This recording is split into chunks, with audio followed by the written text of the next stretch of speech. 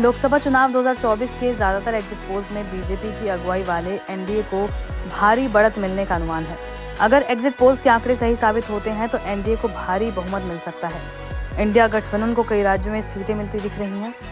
देश में लोकसभा की 48 ऐसी सीटें हैं जहां मुस्लिम मतदाताओं की संख्या 30% से ज्यादा है।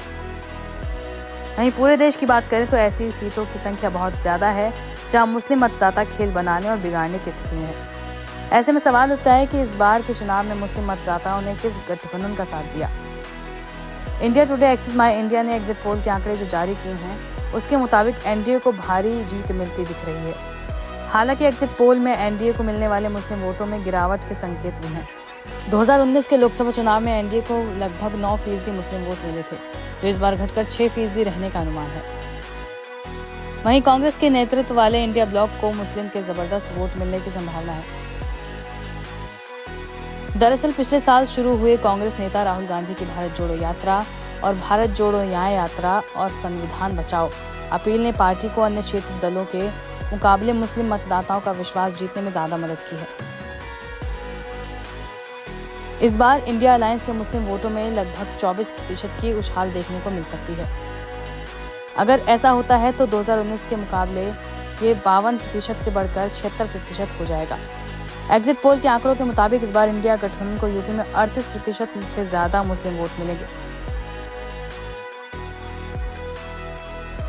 इस बार नुकसान बीएसपी को हो रहा है, जिसका 34% मुस्लिम वोट डाइवर्ट होकर इंडिया ब्लॉक को मिलता दिखा। अगर एग्जिट पोल की माने तो मायावती की बहुजन समाज पार्टी को कोई खास फायदा नहीं मिलने वाला।